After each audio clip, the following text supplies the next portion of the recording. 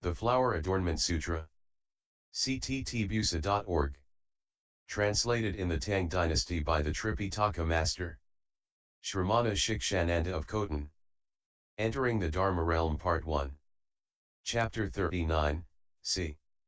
Continued, c.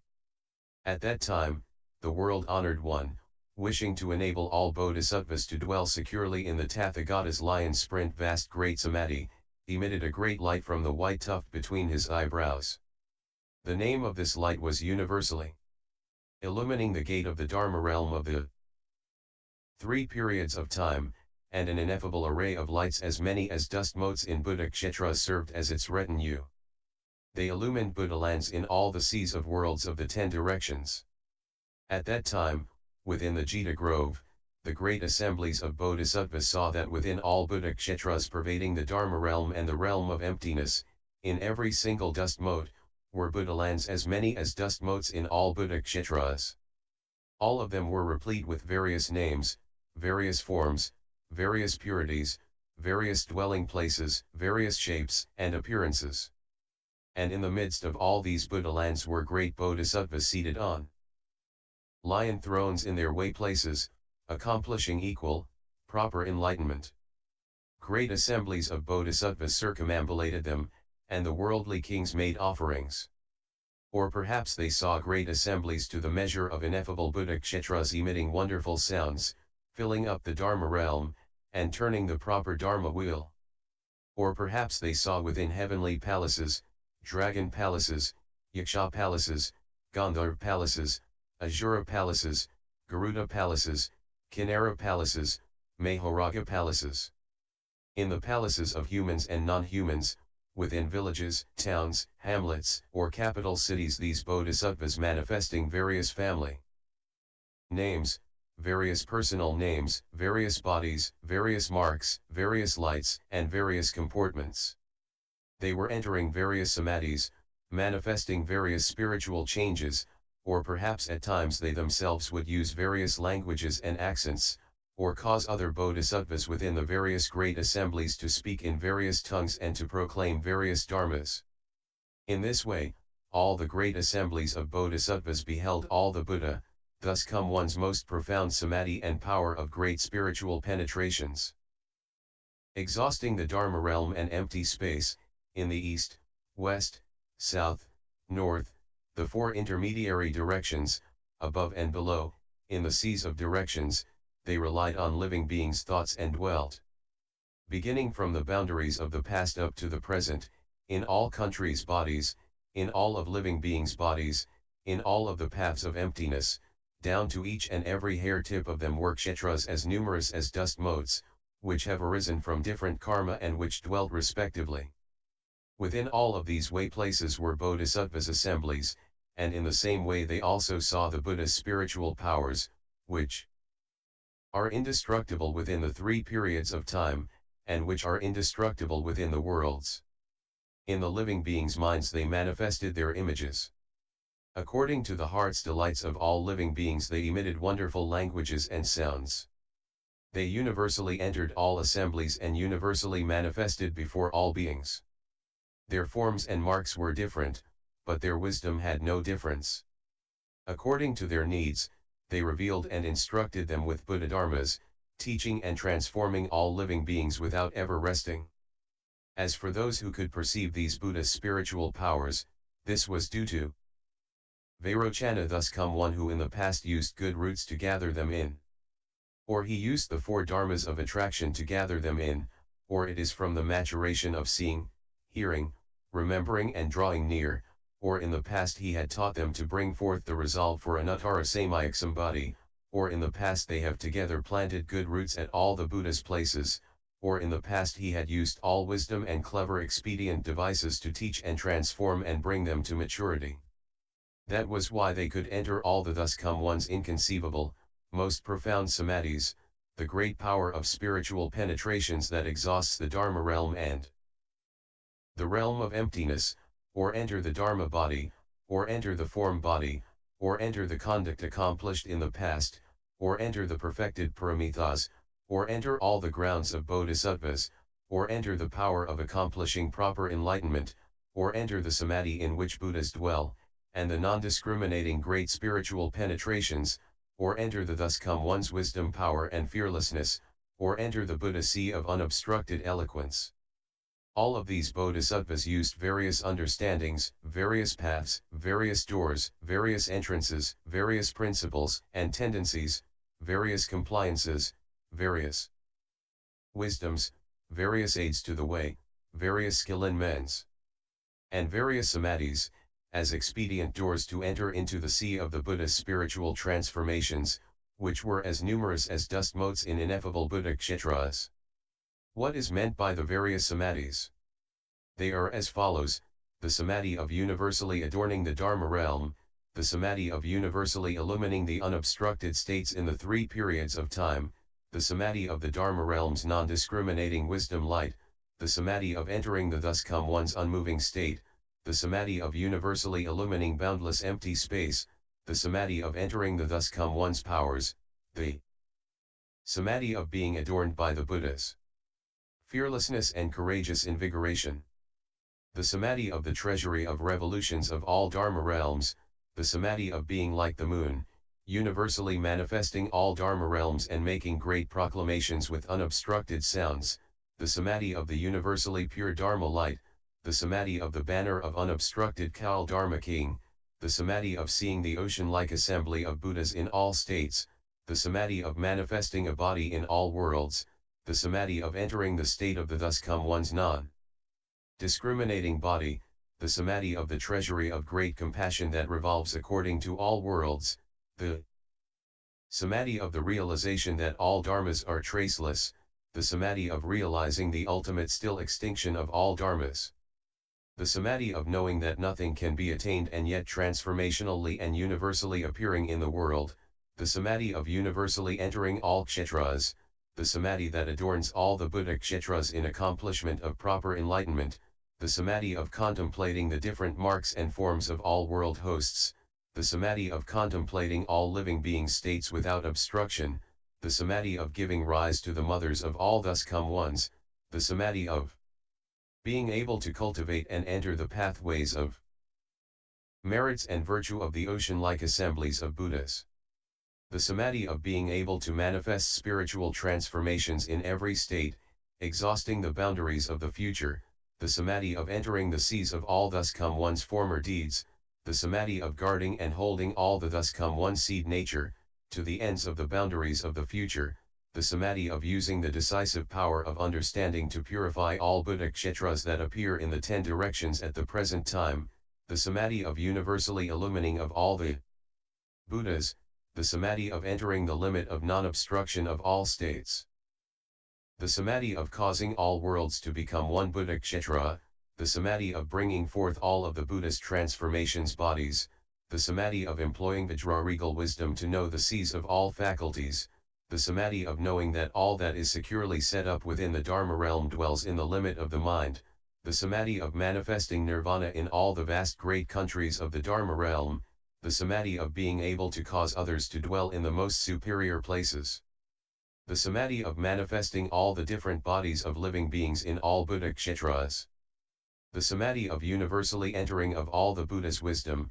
the samadhi of knowing the nature and appearance of all dharmas, the samadhi of being able to in one thought universally know the dharmas of the 3 periods of time, the samadhi of in every thought universally manifesting the body of the Dharma realm, the samadhi of the lion's courageous wisdom that knows of the successive order of all Buddha's appearances in the world, the samadhi of perfecting the wisdom eye within all states of the Dharma realm, the samadhi of courageously tending toward the 10 powers, the samadhi of emitting the light of the perfection of all merit and virtue that universally illumines the world, the samadhi of the unmoving treasury, the samadhi of using all languages and sounds to propound and explain one dharma, the samadhi of proclaiming the non-dual door of all Buddhas, the samadhi of knowing the limit of unobstructedness of the 3 periods of time, the samadhi of entering the subtle and fine expedients of the 10 powers, the samadhi of accomplishing all bodhisattva practices in all kalpas without any interruption,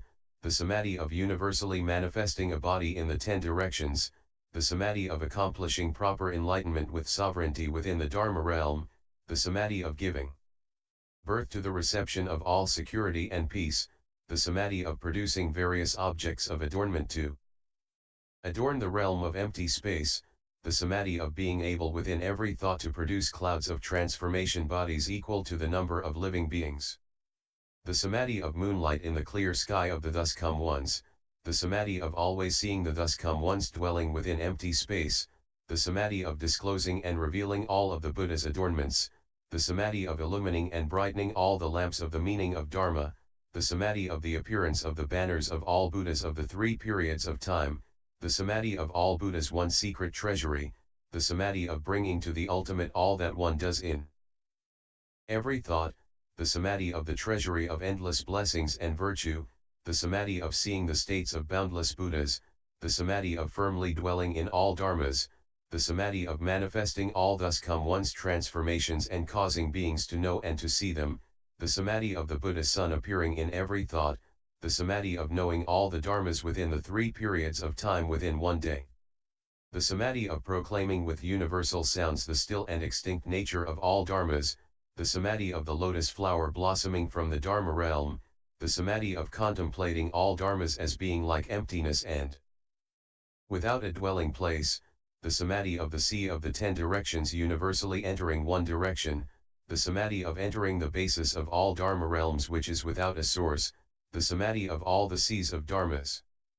The samadhi of emitting all lights with a still and quiet body, the samadhi of manifesting all spiritual penetrations and great vows within one thought, the samadhi of accomplishing proper enlightenment at all times and in all places, the samadhi of using one adornment to enter all of the Dharma realm, the samadhi of universally manifesting all the Buddha's bodies, the samadhi of great, vast, superior wisdom and spiritual penetration that knows about all living beings.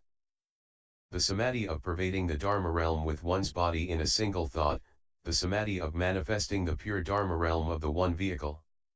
The samadhi of entering the Dharma realm's doors to universality and manifesting great adornments, the samadhi of dwelling in and upholding the will of all Buddhadharmas, the samadhi of attracting the realms of living beings with the vows and practices like Indra's net, the samadhi of discriminating all entrance into the world, the samadhi of easy and comfortable traveling while seated in the lotus flower, the samadhi of wisdom and spiritual penetrations to know about all living beings.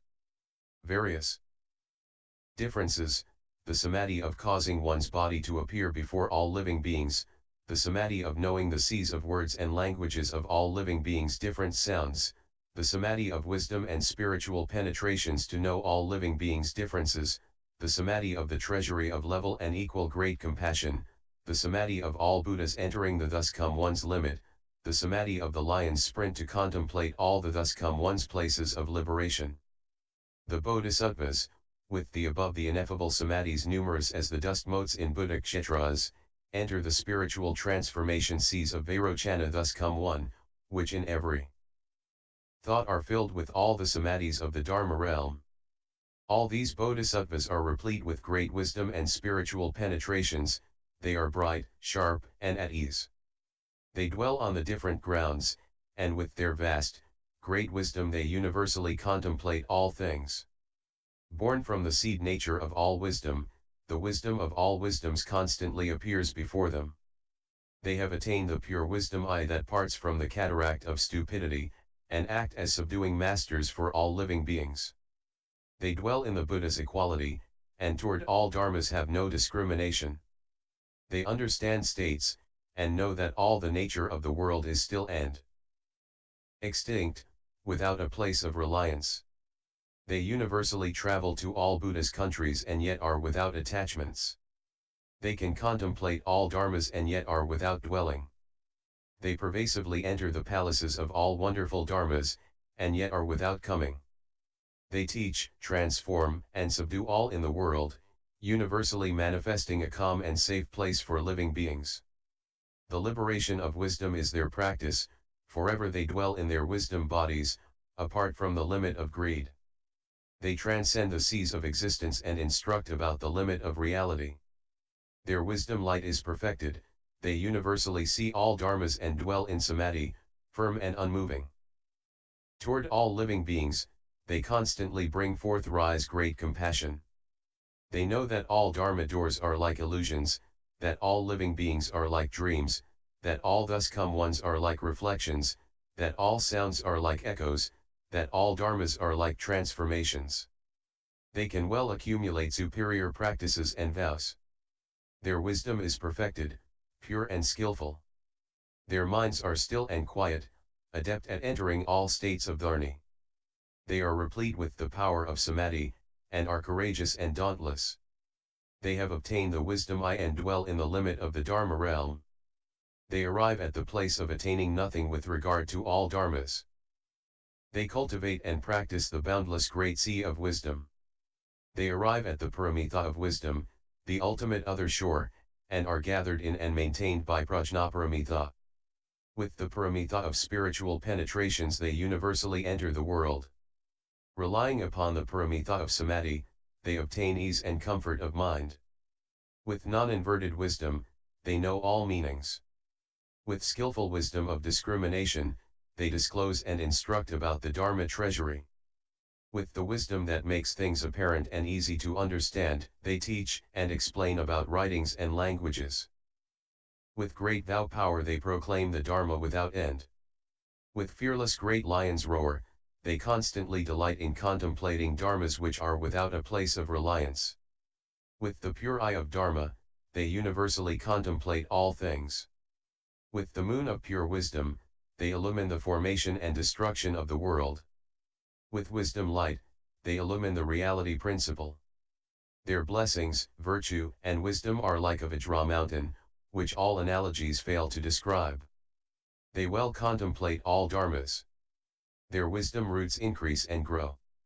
They are courageous and vigorous, smashing the demonic hordes. With measureless wisdom, they're awesome. Light is blazing. Their bodies transcend all worlds, they obtain the unobstructed wisdom of all dharmas. They can well enlighten to and understand the limit which has an end and which is endless. They dwell in the universal limit. And they enter the reality limit. The contemplative wisdom, which is without a mark, constantly appears before them. With clever expedient devices they accomplish all Bodhisattva practices. With non-dual wisdom, they know all states. They universally see all the destinies of all worlds. They pervasively travel to all Buddha lands. Their wisdom lamp is perfected.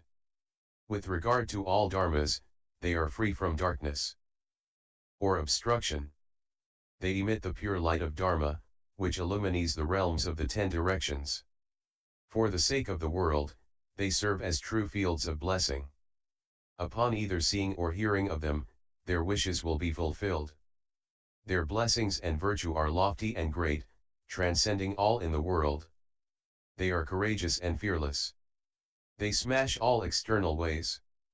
They proclaim subtle and marvelous sounds, which pervade all kshetras. Universally seeing all Buddhas, their minds are without satiation. With regard to the Buddha's Dharma body, they have attained self-mastery. And according to those who should be transformed, they will manifest a body. With one body, they can fill up all Buddha kshetras. They have attained comfortable, pure spiritual penetrations, and riding the great wisdom boat, their neither travel is unobstructed. Their wisdom is perfected, pervading the Dharma realm. This is like the rising sun, which pervasively illumines the world. According to the thoughts of living beings, they manifest their form. They know of all living beings' root nature, their desires and delights, and enter the state of non-contention of all dharmas. They know that the nature of all dharmas is not produced and does not arise, and cause the small and the great to mutually enter each other with ease. They decisively understand the Buddha's ground and its profound tendencies. With endless phrases they proclaim the profound meaning, and within each phrase they proclaim all of the C's of sutras. They obtain the great wisdom dharani body. And whatever they receive and uphold, they will never forget. In one thought, they can recollect the events of measureless kalpas. They possess the wisdom to be aware in a single thought of all living beings throughout the 3 realms of time. They perpetually use all the doors of dharani to proclaim the boundless seas of all Buddhadharmas, constantly turning the non-retreating pure Dharma wheel, and causing all living beings to bring forth wisdom. They obtain the Buddha states, his wisdom light, and enter the profound samadhi of good views. They enter the unobstructed light of all dharmas. With regard to all dharmas, they have a supreme wisdom and sovereignty. With regard to all states, they are pure and adorned. They universally enter all the dharma realms of the 10 directions, and regardless of the direction and place, there is none which they do not reach. Within every dust mote, they manifest the accomplishment of proper enlightenment. Within the nature that is without form, they manifest all forms. From within all directions they enter one direction.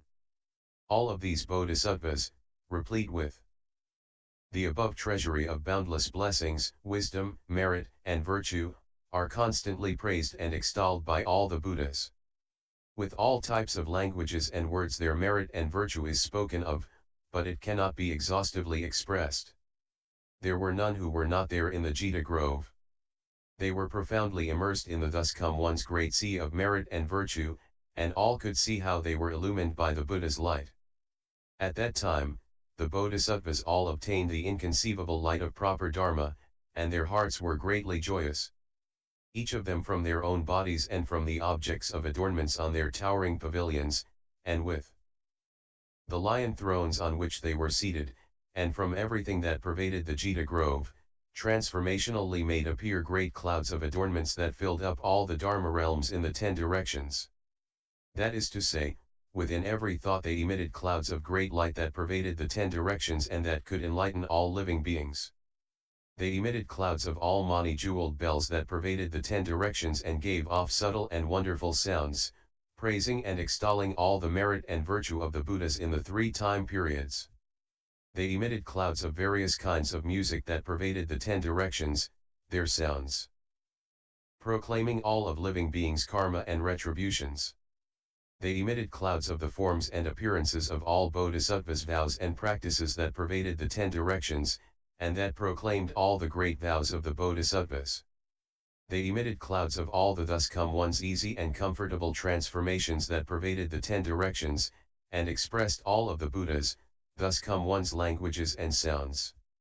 They emitted clouds of all bodhisattvas' bodies adorned with subtle characteristics, which pervaded the 10 directions and explained the successive order in which all thus come ones appeared in all the countries. They emitted clouds of the way places of the thus come ones in the 3 periods of time that pervaded the 10 directions, and manifested the adornment of merit and virtue of all thus come ones accomplishing equal and proper enlightenment. They emitted clouds of all dragon kings that pervaded the 10 directions, and rained down all sorts of fragrances. They emitted clouds of the bodies of all worldly hosts that pervaded the 10 directions and proclaimed the practices of universal worthy Bodhisattva. They emitted clouds of all jeweled adorned, pure Buddha kshetras that pervaded the 10 directions, and manifested all thus come ones turning the wheel of proper Dharma. Because all of these bodhisattvas obtained this inconceivable Dharma light, the Dharma response was such that they brought forth ineffable great spiritually transformed clouds of adornments that were as numerous as dust motes in Buddha kshetras. At that time, Manjushri Bodhisattva, relying upon the Buddha's spiritual power, and wishing to further proclaim the deeds of spiritual transformations within this Jita Grove, contemplated the 10 directions and spoke verses saying, "You should contemplate this Jita Grove. Its boundless vastness is due to the Buddha's awesome spirit. All adornments have appeared, filling up the 10 directions of the Dharma realm. In all countries in the 10 directions are boundless types of great adornments, seated on their own thrones amidst these states. Their forms and images clearly appear, emitted from the hair pores of the Buddha's disciples, are various adorned clouds of jeweled flames. They proclaimed the Tathagata's subtle and wonderful sounds, which pervade all kshetras of the 10 directions. From jeweled trees and flowers, his wonderful body appears. Its form and marks equal to the King Brahma. Arising from dhyana he takes a stride. Whether going or stopping, forever his comportment is still and quiet. In the Tathagatas each and every hair pore, Always appear transformation bodies, hard to conceive of. Like universal worthy, the great Bodhisattva, their various marks are adorned and fine. Within empty space above the Jita grove, all the adornments emit wonderful sounds, universally proclaiming how the Bodhisattvas of the three time periods accomplish the seas of all merit and virtue. The jeweled trees in the Jita grove also emit measureless wonderful sounds, which speak of the multitude's various karmic seas and differences.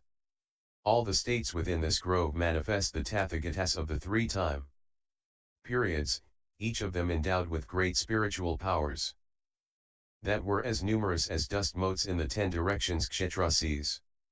Countries in all the 10 directions, to the number of dust motes within the kshetrasis, all enter the Tathagata's hair pores. Their successive adornments appear and are seen. Buddhas appear in these adornments. Their number equal to beings that pervade the world. Each and every one gives off great radiance, and transforms the multitudes according to their likings. Fragrant flames, flowers, and jeweled treasuries, all adorned, supreme, and wonderful clouds, none of which is not vast and great, equal to empty space, pervade the countries in the 10 directions. All the Buddhas of the 10 directions and 3 time periods, and their adorned and wonderful way places, amid these states at the garden, appear one and all, their forms clearly manifest. All of universal worthies and the Buddha's disciples have adorned kshetras for hundreds and thousands of kalpases. Their number boundless, equal to all living beings, none of which is not seen within this garden. At that time, all the Bodhisattvas upon being illuminated by the brightness of the Buddhas samadhi, immediately entered the above samadhis. Each of them attained doors of great compassion equal to number of dust motes in ineffable Buddha kshetras, to benefit and delight all living beings. From every hair pore on their bodies they emitted brightness equal to dust motes in ineffable Buddha kshetras. Each of these lights could transformationally manifested bodhisattvas equal to dust motes in ineffable Buddha kshetras. Their bodies, shapes, and appearances were like world hosts. They universally appeared before all living beings, and circumambulated and pervaded the Dharma realm of the 10 directions. With various expedients they taught and transformed, tamed, and subdued them. Perhaps they manifested doors of impermanence of all heavenly palaces. Or they manifested doors of receiving birth of living beings equal in number to dust motes in ineffable Buddha kshetras. Or they manifested the doors to cultivation of bodhisattvas equal in number to dust motes in ineffable Buddha kshetras. Or they manifested doors of states like dreams equal in number to dust motes in ineffable Buddha kshetras. Or they manifested doors that shook up the world equal in number to dust motes in ineffable Buddha kshetras. Or they manifested the different doors of the world equal in number to dust motes in ineffable Buddha kshetras. Or they manifested doors of Dana Paramitha equal in number to dust motes in ineffable Buddha kshetras. Or they manifested doors of Shila Paramitha equal in number to dust motes in ineffable Buddha kshetras, where all thus come ones cultivated all merit and virtue and the various ascetic practices. Or they manifested doors of Kshanti Paramitha equal in number to dust motes in ineffable Buddha kshetras, where their limbs were cut off and severed. Or they manifested doors of diligently cultivating Virya Paramitha equal in number to dust motes in ineffable Buddha kshetras. Or they manifested doors of all bodhisattvas, cultivating the samadhis, dhyanas, and liberations. Or they manifested doors of the brightness of wisdom at the perfection of the Buddha way, equal in number to dust motes in ineffable Buddha kshetras. Or they manifested the doors of diligently seeking Buddhadharmas and for the sake of one word or one phrase, renouncing measureless lives. All of these equal in number to dust motes in ineffable Buddha kshetras. Or they manifested doors of drawing near to all Buddhas, inquiring about all dharmas with insatiable and untiring minds, all of these equal in number to dust motes in ineffable kshetras. Or they manifested doors of according with the opportunities and timing of living beings, their desires and delights, traveling to their places, maturing them with skill in means, and causing them to dwell in the brightness of the sea of all wisdom, all of these equal in number to dust motes in ineffable Buddha-kshetras. Or they manifested doors of taming the demonic hordes, curbing the external ways, and manifesting the Bodhisattva's blessings, wisdom, and power, all of these equal in number to dust motes in ineffable Buddha-kshetras. Or they manifested doors of clear knowledge of all clever arts and skills, equal in number to dust motes in ineffable Buddha-kshetras. Or they manifested doors of the clear knowledge of all living beings' differences, equal in number to dust motes in ineffable Buddha-kshetras. Or they manifested doors of the clear knowledge of differences in all dharmas, equal in number to dust motes in Buddha-kshetras. Or they manifested doors of clear knowledge of all living beings' minds' delights, equal in number of dust motes in ineffable Buddha-kshetras. Or they manifested doors of clear knowledge of all living beings' roots and practices, their afflictions and habits, equal in number to dust motes in ineffable Buddha-kshetras. Or they manifested doors of clear wisdom of all living beings' manifold karma, equal in numbers to dust motes in ineffable Buddha-kshetras. Or they manifested doors of enlightening all living beings, equal in number to dust motes in ineffable Buddha-kshetras. With the above expedient doors equal in number to dust motes in ineffable Buddha-kshetras, they traveled to the dwelling places of all living beings, bringing them to maturation. That is to say, perhaps they dwelt in heavenly palaces, or dwelt in dragon palaces, or dwelt in yaksha palaces, or dwelt in the places of Gandharvas, Asuras, Garudas, Kinnaras, Mahoragas. Or they dwelt in the royal palaces of Brahmas, or dwelt in the royal palaces of humans, or dwelt in the royal palaces of King Yama, or dwelt in the locations of the animals, hungry ghosts, and the hells. With level great compassion, level great vows, level wisdom, level expedience, they gathered in all living beings. Perhaps there were those who upon seeing them became tamed and subdued. Or those who upon hearing them became tamed and subdued. Or those who upon recollecting them became tamed and subdued. Or those who upon hearing their voices became tamed and subdued. Or those who upon hearing their titles became tamed and subdued. Or those who upon seeing their perfect light became tamed and subdued. Or those who upon seeing their net of brightness became tamed and subdued. Thus according to all living beings' heart's delight, they traveled to their locations and caused them to obtain benefit. Disciples of the Buddha, all the Bodhisattvas within this Jita grove, for the sake of maturing all living beings, sometimes appeared as dwelling in all sorts of adorned palaces, or sometimes appeared as dwelling in their own pavilions, seated on their jeweled lion thrones, circumambulated by the assemblies of the way place, pervading the 10 directions, so that they could be seen by all. And yet they had not left the Tathagata's place at the Jita grove. Disciples of the Buddha, these bodhisattvas sometimes manifested clouds of measureless transformation bodies, or sometimes appeared as solitary persons without any companion. That is to say, perhaps they manifested the body of a Shramana. Or they manifested the body of a Brahmin. Or they manifested the body of one who cultivates bitter practices. Or they manifested the body of robust and thriving. Or they manifested the body of a medicine king. Or they manifested the body of a merchant chief. Or they manifested the body of one who cultivates pure livelihood. Or they manifested the body of one who entertains music. Or they manifested the body of one who serves all the gods. Or they manifested the body of one who is skilled at all the crafts or artistries.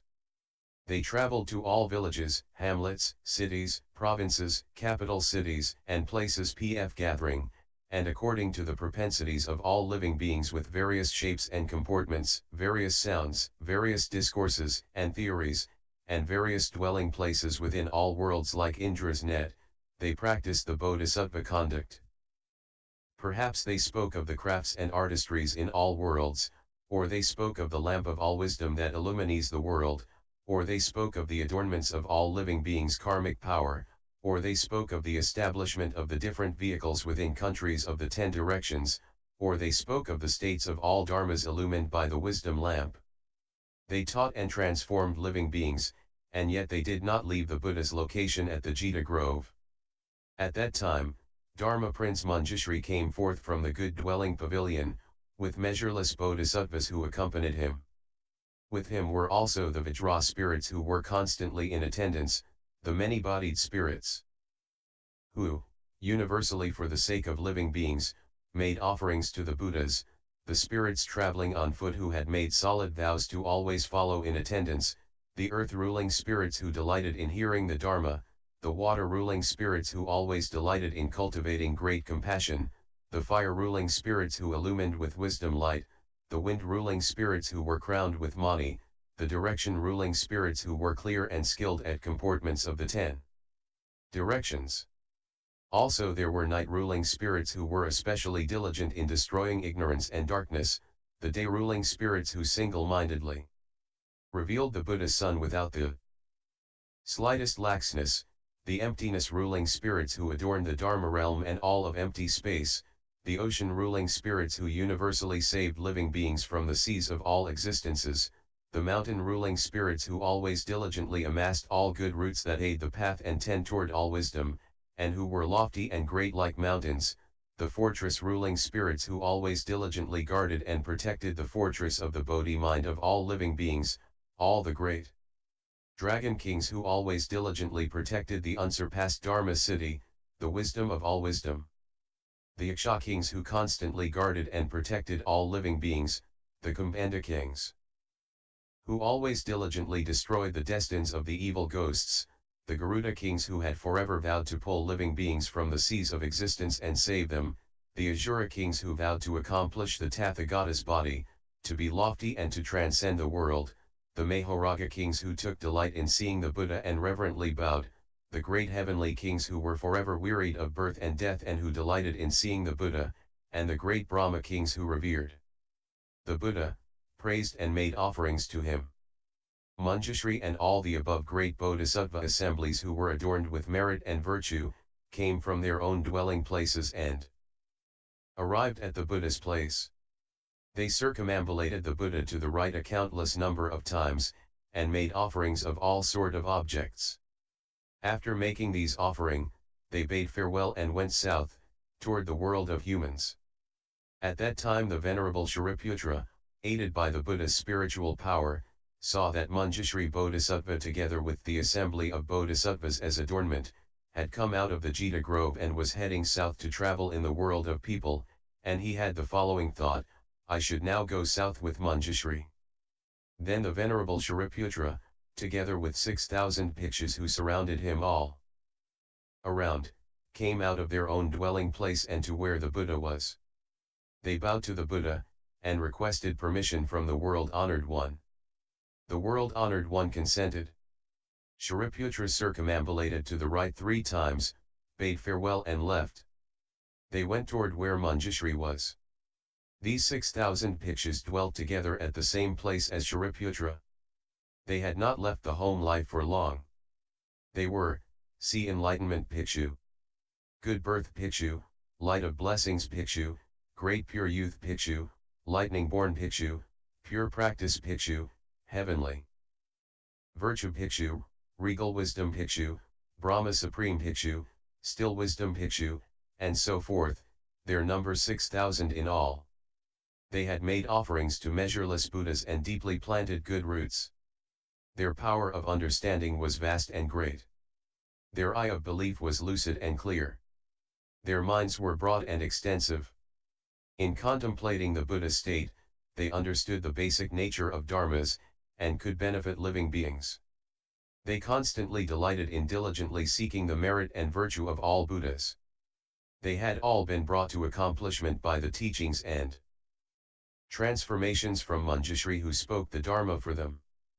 At that time, during their travels, the Venerable Shariputra regarded the bhikshus and told See Enlightenment Bhikshu, See Enlightenment, you can contemplate the pure body of Manjushri Bodhisattva, his fine marks and his adornments.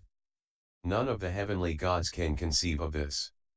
You can contemplate the perfect and luminous radiance of Manjushri, which causes measureless living beings to become delighted in mind. You can contemplate the adornments of Manjushri's net of light, which destroys the measureless suffering and afflictions of living beings.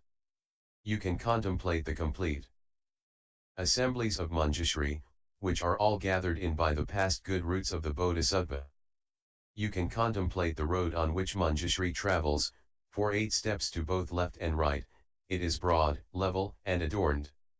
You can contemplate the dwelling place of Manjushri, in the 10 directions surrounding it, there are always way places, which revolve around it. You can contemplate the road on which Manjushri treads, which is replete with measureless blessings, virtue, and adornments, and on both the left and right sides are great hidden treasure troves from which all sorts of precious gems spontaneously well forth. You can contemplate how Manjushri has made offerings to the Buddhas, and because of the flow of his good roots, how all the trees sprout adorned treasuries. You can contemplate Manjushri and see how all the worldly hosts rain down clouds of objects and bow in reverence as their offerings. You can contemplate Manjushri and see how whenever all Buddhas, thus come ones, of the 10 directions are about to speak the Dharma, they emit light from the white tuft between their eyebrows, and how that light illumines his body and enters into his crown. At that time, the Venerable Shariputra, for the sake of the bhikshus, praised, extolled, revealed, and described Prince Manjushri's endowments of such measureless merit and virtue, and the perfection of his adornments. Upon listening to this, all the bhikshus became purified in their minds, their belief and understanding became so solid, that such they could not contain themselves, and leapt with joy. Their bodies became soft and supple. Their various sense faculties registered delight. Their worries and suffering were destroyed. Their filth and obstructions were completely annihilated. Constantly, they saw all the Buddhas.